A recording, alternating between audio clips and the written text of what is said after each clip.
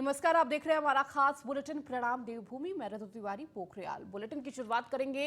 प्रसून जोशी उत्तराखंड का brand ambassador घोषित हुए हैं। उत्तराखंड सरकार ने प्रसून जोशी का नाम घोषित किया तो तीर्थाटन, धर्म, संस्कृति, रीति रिवाज जैसे मामले के ब्रांड एम्बेसडर बनाए गए हैं। तो दिए जाने वाले भुगतान का अलग से जारी होगा आदेश। तो तीर्थाटन, धर्म, संस्कृति, रीति रिवाज जैसे मामलों पर ब्रांड एम्बेसडर बनाए गए हैं प्रसून जोशी। दिए जाने वाले भुगतान जारी होंगे। तो प्रसून जोशी उत्तराखंड का ब्रांड एम्बेसडर घोषित हुए हैं। तो उत्तराखंड सरकार ने प्रसून जोशी का नाम घोषित किया। तो तीर्थाटन, धर्म, संस्कृति, रीति रिवाज जैसे मामलों के ब्रांड एम्बेसडर। दिए जाने वाले भुगतान का अलग से जारी होगा आदेश। तो बड़ी खबर आपको इस वक्त दे रहे हैं। प्रसून जोशी उत्तराखंड का ब्रांड एम्बेसडर घोषित। उत्तराखंड सरकार ने प्रसून जोशी का नाम घोषित किया। तो तीर्थाटन हो, धर्म हो, संस्कृति, रीति रिवाज जैसे मामलों के ब्रांड एम्बेसडर प्रसून जोशी का नाम उत्तराखंड सरकार ने घोषित किया।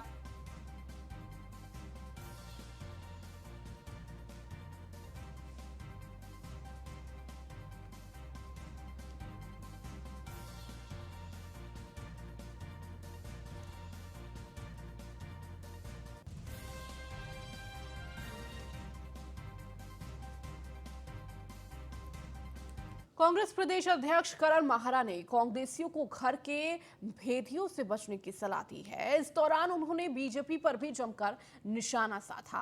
करण माहरा ने बड़ा बयान देते हुए कहा कि कांग्रेस में भाजपा के कई स्लीपिंग सेल है। आपको बता दें कि उन्होंने कहा कि कांग्रेस में ऐसे लोग भी हैं जो अपनी गर्लफ्रेंड को बीजेपी ज्वाइन कराते हैं। करण माहरा का यह बयान सोशल मीडिया पर भी खूब वायरल हो रहा है। कांग्रेस में बैठे हुए लोग तुम्हारा चरित्र हरण करने का भी काम करेंगे।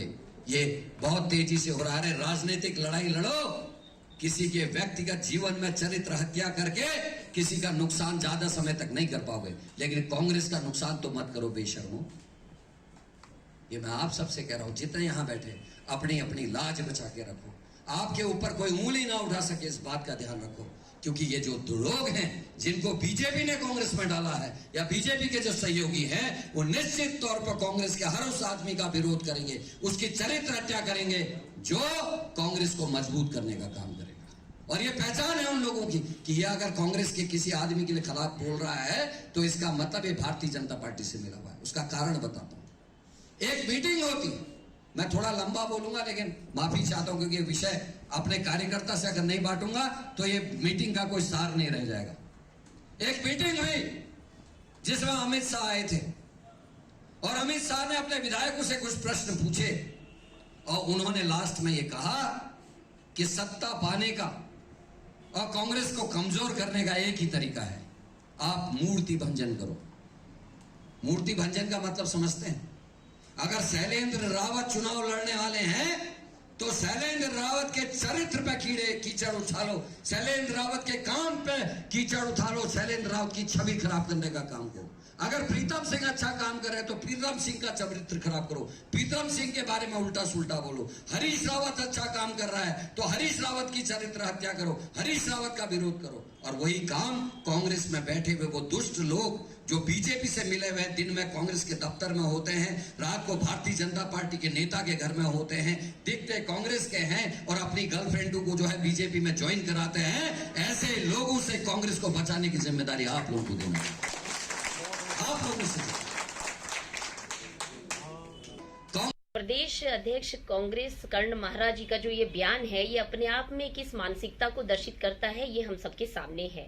वो किस प्रकार से, अगर उनके संगठन में कोई कमियां हैं तो उनका दायित्व बनता है कि वो अपने संगठन को समझाएं, सुलझाएं जो भी उनकी समस्याएं हैं। लेकिन जिस प्रकार से वो कह रहे हैं कि बीजेपी के यहाँ पे स्लिप सेल है और इस तरीके से जो बयान वो दे रहे हैं, वो संगठन को तोड़ने की भरसक प्रयास उनका है। उनका वार अपने संगठन पे न होते हुए दूसरों पे हो रहा है। और गर्लफ्रेंड की बात देखिए, इनकी मानसिकता किस प्रकार से महिला विरोधी ये लोग हैं कि ये लोग जो हैं महिलाओं को किस प्रकार से गर्लफ्रेंड इस तरीके से संबोधित कर रहे हैं। और अगर ऐसा भी है तो उनको अपने जो भी संगठन की नीति है उस पर चलना चाहिए। प्रदेश कांग्रेस के वरिष्ठ नेता हरीश रावत ने हरिद्वार सांसद रमेश पोखरियाल निशंक पर पलटवार किया। हरीश रावत ने कहा कि निशंक जी पहले गंगा में डुबकी लगाएं, क्योंकि उन्होंने इतने साल प्रतिनिधित्व करते हुए हरिद्वार को अपमान किया है। इसके लिए वह पहले हरिद्वार की जनता से क्षमा मांगे, उसके बाद ही हमारी भारत जोड़ो यात्रा पर सवाल खड़े करें। वहीं हरीश रावत ने एक बार फिर से हरिद्वार में चुनाव लड़ने की इच्छा जाहिर की है।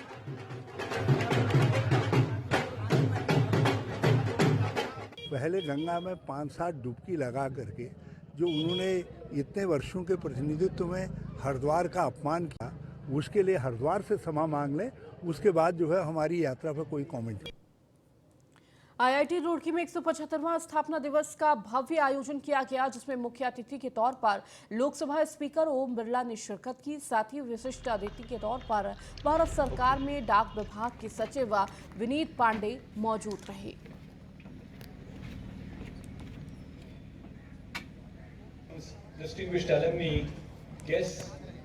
प्रौद्योगिकी, विज्ञान और टेक्नोलॉजी के अंदर भी इस उत्तराखंड का बहुत बड़ा योगदान है। आईआईटी रुड़की ने यहाँ पर नए नवाचार किए हैं, प्रौद्योगिकी में, इंफ्रास्ट्रक्चर के अंदर, विज्ञान के अंदर, नई टेक्नोलॉजी के अंदर, जिसके कारण भारत के आधारभूत ढांचे और भारत के नवनिर्माण के साथ विज्ञान के सेक्टर के अंदर इस संस्था का बहुत बड़ा योगदान है। जो कि विदेशों से बहुत सारे प्रतिभागी आए, उन्होंने यहाँ कॉन्फ्रेंस में अपने अपने पेपर प्रेजेंट किए। उसके अलावा हम लोगों ने बहुत सी ऐसी एक्टिविटीज़ की, जैसे आप देख रहे हैं 129 स्टार्टअप एक्टिविटीज़ डेवलप हुई हैं, और वो आज 47 एक्टिविटीज़ जो स्टार्टअप की हैं वो यहाँ डेवलप जो डिस्प्ले हो रही हैं, जिसको देख के आपको समझ में आ रहा होगा कि हमारे छात्र और या जो प्राध्यापक हैं किस तरह से काम कर रहे हैं। वहीं संवर्धनीय न्याय की ओर से दून विश्वविद्यालय में 2 दिवसीय अंतर्राष्ट्रीय संगोष्ठी का शुभारंभ किया गया। इसका उद्घाटन राज्यपाल गुरमीत सिंह ने किया। समापन सत्र पर महाराष्ट्र के राज्यपाल भगत सिंह कोश्यारी भी मुख्य अतिथि के रूप में शिरकत करेंगे। इस संगोष्ठी में भारतीय महिला की स्थिति और सामाजिक उत्थान पर बल देने की बात कही गई है। संगोष्ठी में अलग अलग क्षेत्रों से आई विदुषी और ख्याति प्राप्त महिलाओं ने शिरकत की, और इस कार्यक्रम में कई लोग वीडियो कॉन्फ्रेंसिंग के माध्यम से भी जुड़ेंगे। और अभी हम खड़े रहेंगे।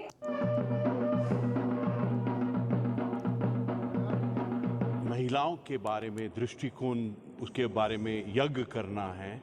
और सच कहूँ तो आज ये सुनकर बहुत अच्छा लगा कि जो women empowerment, girl child welfare है, जो मेरा एक मिशन रहा है, उसी को एक आगे ले जाकर किस प्रकार इसके ऊपर में चिंतन किया जाए, मंथन किया जाए। और मुझे जो पूरे इस प्रोग्राम की परिभाषा को मैंने देखा है, उसमें जो सोच विचार और धारणा निकले आएंगी वो अपने आप में अलग ही होंगी। और उत्तराखंड तो ऐसी जगह है जहाँ पर हमने महिलाओं को ऐसे लीडरशिप रोल में देखा है। आपको तो याद होगा कि गौरा देवी जी और चिपको मूवमेंट, महिलाओं वहाँ के गांवों में मैं देखने से इतना वहाँ पहाड़ में रहने वाले गृहिणियाँ अपना घर भी संभाल रहे हैं, अपना ग्राम प्रधान के नाते भी गांव का समस्या को सुलझा रहे हैं। भारत में स्वयं अपना समस्या को सुलझा सकते ऐसा शक्ति महिलाओं में आई है। उत्तराखंड देश के उन 7 राज्यों में है जहां कई शवों की शिनाख्त तो पुलिस नहीं कर पाई है। इनकी संख्या 4000 से अधिक है। राज्य के गठन से लेकर अब तक इन शवों को पुलिस पहचान नहीं कर पाई है। आपको एक रिपोर्ट दिखाते हैं।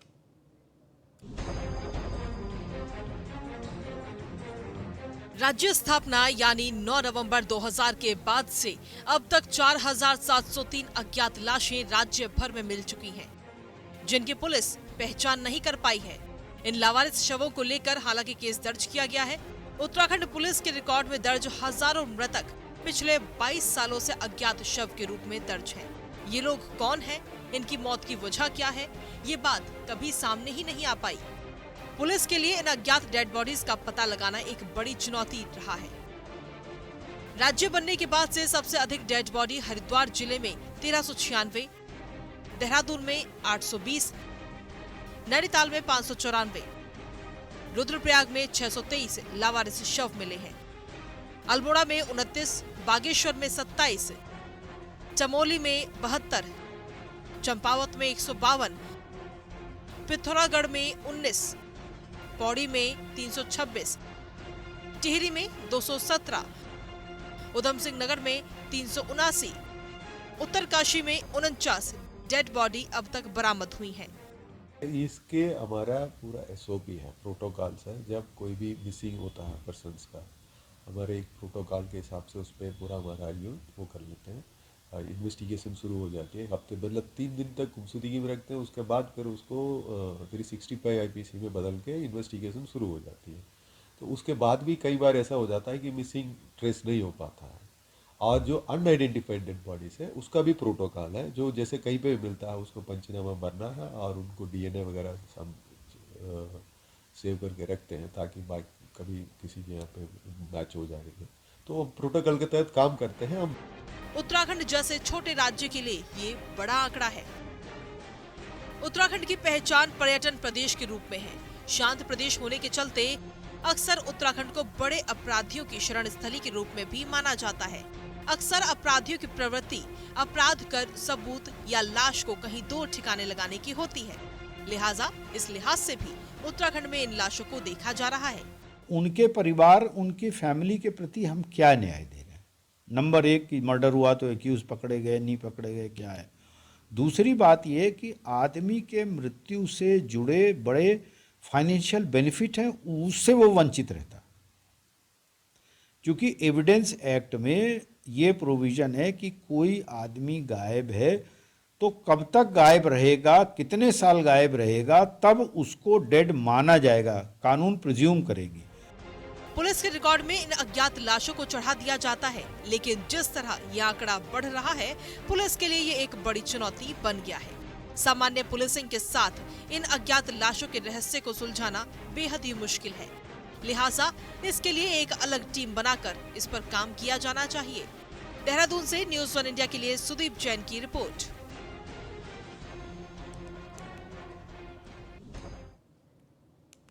देहरादून में यातायात सुधार के नाम पर हो रहे धड़ाधड़ चालान और एम्बुलेंस जैसे वाहनों में भी क्लैंप लगाने की घटना के बीच यातायात पुलिस की पोल खुल गई है।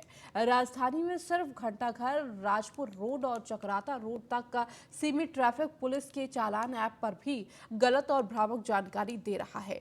इससे बात का भी पता चलता है कि राज्य में सिर्फ धड़ाधड़ ऐप बनाकर जारी कर दिए जा रहे हैं, इसे कोई देखने सुनने वाला नहीं है। राजधानी दून में 21 अगस्त को आई भारी बारिश के सहस्त्रधारा रोड व आसपास के इलाकों में बारिश ने जमकर तांडव मचाया था और इससे दून के महाराणा प्रताप स्टेडियम से एयरपोर्ट जाने का मार्ग थानों में एक पुल के क्षतिग्रस्त होने से बंद हो गया था।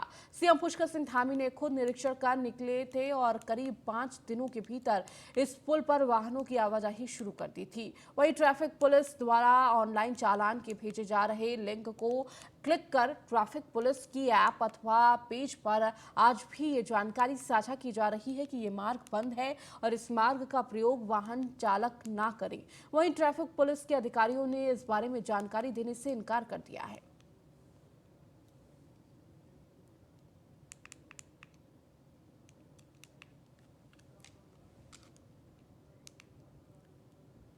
वहीं महेंद्र भट्ट ने न्यूज़ 1 इंडिया से खास बातचीत की है। उत्तराखंड बीजेपी के प्रदेश अध्यक्ष है महेंद्र भट्ट। सरकार और संगठन में समन्वय की कोई कमी नहीं है, ये बात कही। सबसे बातचीत होती रहती है, किसी की कोई नाराजगी नहीं है। बीजेपी संगठन सरकार के साथ खड़ा है। तो वही मसूरी में चिंतन शिविर का आयोजन एक बेहतर कदम है।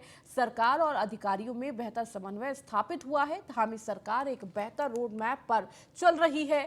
हरीश रावत की पदयात्रा सिर्फ खुद को दिखाने के लिए कांग्रेस अस्तित्व विहीन हो चुकी है, ये प्रमुख बातें महेंद्र भट्ट ने कही। तो दिल्ली में बीजेपी एमसीडी में एक बार फिर से परचम लहराएगी। और क्या कुछ कहा, आपको सुनाते हैं। हमारे साथ बातचीत करने के लिए उत्तराखंड बीजेपी के प्रदेश अध्यक्ष महेंद्र भट्ट जी हैं। सर, जिस तरीके से खबरें निकलकर सामने आई, जो मुख्यमंत्री हैं त्रिवेंद्र सिंह रावत की बात करें या तीरथ सिंह रावत की बात करें, खबरें ये निकलकर सामने आई कि सरकार और संगठन में समन्वय नहीं है। क्या कुछ इस खबरों का उद्देश्य है सर, क्या कुछ आप कहेंगे? देखिए, आज के तकनीकी युग में पोर्टल से लेकर अनेकों ऐसे माध्यम हो गए हैं समाचारों के, जिनमें व्यक्ति का जो मंतव्य है वो निकल कर नहीं आता है। इसलिए कई बार इसको भ्रांतियाँ खड़ी होती हैं। त्रिवेंद्र सिंह रावत जी हैं, अपने तीरथ सिंह जी हैं, हमारे भारतीय जनता बहुत वरिष्ठ कार्यकर्ता हैं, हमारे पूर्व मुख्यमंत्री रहे हैं, एक सांसद हैं तीरथ जी। तो जब मैं उनसे मिला तो मैं कह सकता हूँ कि उन मंतव्य को हटकर अगर समाज विषय जाता है उसकी चर्चाएं कुछ दिन रहती हैं। तो लगता है कि कोई नाराजगी नहीं है, क्योंकि उत्तराखंड के प्रभारी जो हैं वो भी उत्तराखंड जाने वाले हैं, आप लोगों को इससे भी संभवतः वो बैठक करेंगे, बातचीत कर सकते हैं। देखिए, उत्तराखंड प्रभारी जी का भी कोई कार्यक्रम बना नहीं है। जब हर वर्ष हर माह हमारे प्रभारियों के दौरे होते हैं, भिन्न भिन्न पार्टी की संगठनात्मक बैठकें होती हैं, अनेकों कार्यक्रमों का निर्धारण होता है। उन कार्यक्रमों निर्धारण और बैठकों में अपने संगठन के प्रभारी का जो मार्गदर्शन मिलता है वो हर महीने मिलता है।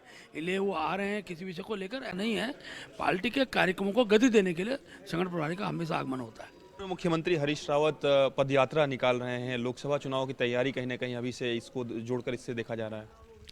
देखिए, मैंने सब जगह बता रहा हूँ, कांग्रेस जो है नेतृत्व तो विहीन हो गई है। अब स्थिति ये होगी कांग्रेस की कि ये प्रदर्शन करके अपने अपने क्षेत्रों का अलग प्रदर्शन करके मैं कितना बलवान हूँ, ये कांग्रेस के अंदर प्रदर्शन कर रहे हैं। धन्यवाद सर। थे हमारे साथ उत्तराखंड बीजेपी के प्रदेश अध्यक्ष महेंद्र भट्ट जी, जिनका साफ तौर पर कहना है कि एमसीडी में एक बार फिर से भारतीय जनता पार्टी अपना परचम लहराने जा रही है। वीडियो राम त्रिपाठी के साथ पीयूष तिवारी, नई दिल्ली। हमारे इन्वेस्ट इंडिया की ओर से वन डिस्ट्रिक्ट वन प्रोडक्ट की शुरुआत उत्तराखंड में भी की जा रही है।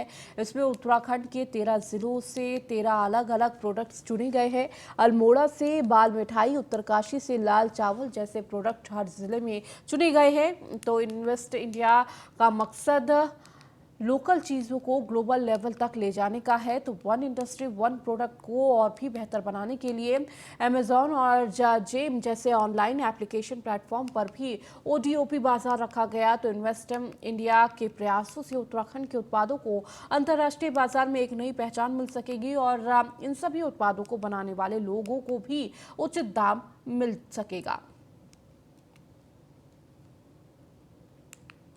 थीम है, एक नारा दिया गया है, उसके हिसाब से हमारे जो हर जिले में खास चीज़ें हैं, जो विशेष प्रोडक्ट है, यूनिक प्रोडक्ट है, जिसको हम लोग नेशनल और इंटरनेशनल मार्केट में ले जा सकते हैं, उनकी क्वालिटी को अपग्रेड करके, क्वालिटी कंसिस्टेंट करके, पैकेजिंग को इम्प्रूव करके और उसमें जो हमारी विशिष्टता है उसको बरकरार रखते हुए, तो ये इनिशिएटिव से एक प्रोडक्ट का चुनाव हुआ है और हम उस प्रोडक्ट की यूनिकनेस और इंडिजिनस प्रोडक्ट्स को एक ग्लोबल लेवल पे ले जाना चाहते हैं, एक लोगों के साथ connecting Indian district to the global market. और इन प्रोडक्ट्स की यूनिकनेस को एक स्टोरी टेलिंग के माध्यम से, एक अच्छे पैकेजिंग के माध्यम से, उनकी क्वालिटी अपग्रेडेशन के माध्यम से और जितने भी डिज़ाइन इंटरवेंशन है उनको एक ई कॉमर्स प्लेटफॉर्म पे ले जाना, जेम पर ले जाना। इसके अंतर्गत हम इन प्रोडक्ट्स को कोशिश कर रहे हैं कि एक नई पहचान मिले। लालकुआं नगर पंचायत के अध्यक्ष लालचंद्र सिंह ने नगर पंचायत सभागार में प्रेस कॉन्फ्रेंस की और अपने कार्यकाल की 4 साल की उपलब्धियों को बताया। लालचंद्र सिंह ने अपने विरोधियों को दो टूक शब्दों में कहा कि वह किसी से डरने वाले नहीं हैं। उन्होंने कहा कि नगर पंचायत क्षेत्र में ब्लैकमेलिंग किसी भी कीमत पर बर्दाश्त नहीं की जाएगी।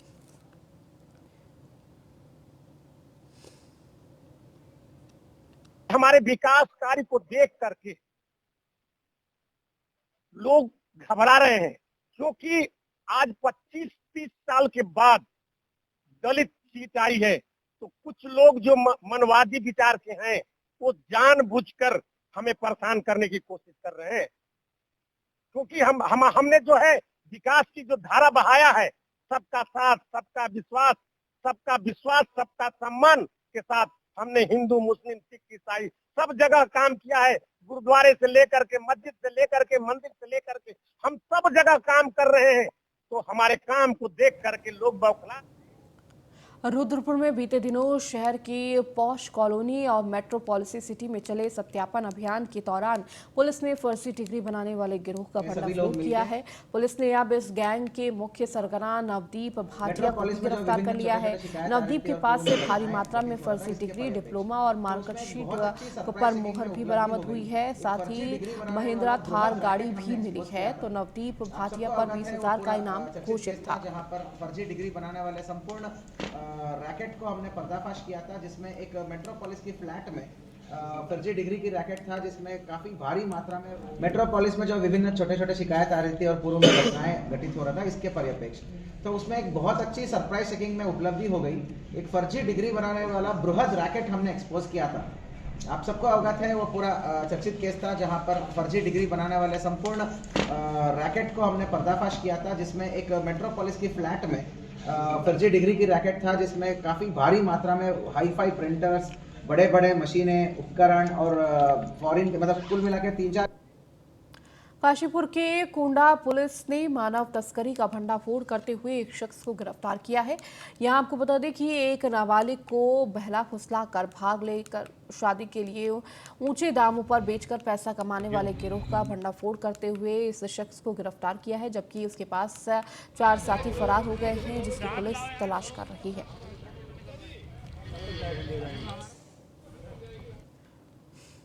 ये दोनों ही पक्ष, जो सूचना देने वाली जो वादिनी है हमारी, वो भी यूपी की रहने वाली है, जो कि यहाँ 2 महीना पहले से किराए के मकान में रहती थी अपनी बच्ची के साथ, और जो दूसरी महिला थी वो भी यूपी की रहने वाली हाथरस की, जो कि वहीं पे पड़ोस में रहती थी। दोनों परिवारों में आना जाना था। इसी का लाभ उठा करके उस सातिर किस्म की महिला ने इस बच्ची को कुछ ख्वाब दिखाए कि इस तरह से चलते हैं और कुछ होममेड के काम है, इस काम को अगर करने के बाद जो पैसा मिलेगा तुम्हारी माँ के इलाज में, क्योंकि इनकी माँ को ट्यूमर है, तो उसमें। वहीं रुड़की के गंगनहर कोतवाली क्षेत्र के माधोपुर गांव के पास हाई टेंशन लाइन की चपेट में आकर एक डंपर में आग लग गई, तो वहीं करंट की चपेट में आने से डंपर चालक की मौके पर ही मौत हो गई, जबकि इस हादसे में क्लीनर झुलस गया है। सूचना पाकर पहुंची दमकल की टीम ने किसी तरह से आग पर काबू पाया और इस दौरान मौके पर अफरा तफरी मच रही। आपको बता दें कि रुड़की के गंगनहर कोतवाली क्षेत्र के माधोपुर गाँव के पास इकबालपुर जाने वाले रास्ते पर गुरुवार रात करीब 2 बजे एक डंपर मिट्टी लेकर आया था। डंपर चालक ने हाइड्रोकोलिक के ऊपर उठाकर जैसे ही मिट्टी नीचे गिराने का प्रयास किया, तो ऊपर से जा रही हाई टेंशन की लाइन ने डंपर की हाइड्रोलिक आई गई, जिससे पूरे डंपर में करंट दौड़ गया और आग लग गई। हादसे में डंपर चालक की मौके पर ही मौत हो गई, जबकि क्लीनर पूरी तरह झुलस गया।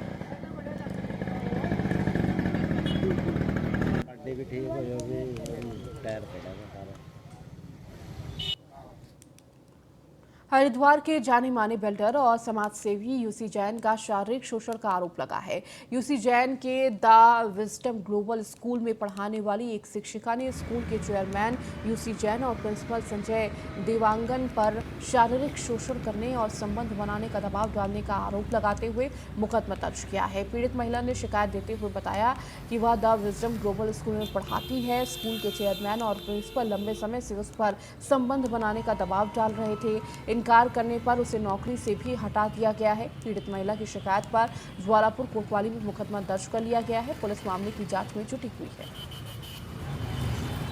तहरीर आई थी, एक वहाँ के अध्यापिका हैं, उन्होंने कंप्लेन दी थी कि उनके साथ वहाँ पे अभद्र व्यवहार किया जा रहा है और उस एप्लीकेशन पे कार्रवाई करते हुए 2 लोगों के खिलाफ मुकदमा लिखा गया है और एविडेंस भी देने के लिए कहा गया है। एविडेंस के आधार पे जो भी कार्रवाई होगी उसको वैधानिक कार्रवाई की जाएगी। वही छेड़छाड़ का मैटर है इन लोगों का, और एक एप्लीकेशन आई थी उसमें मुकदमा पंजीकृत कर दिया गया तत्काल प्रभाव से, और विवेचना के दौरान जो भी एविडेंस होंगे उसके आधार पर कार्रवाई की। चलिए, इस बुलेटिन में फिलहाल इतना ही। बने रहिए न्यूज़ 1 इंडिया के साथ।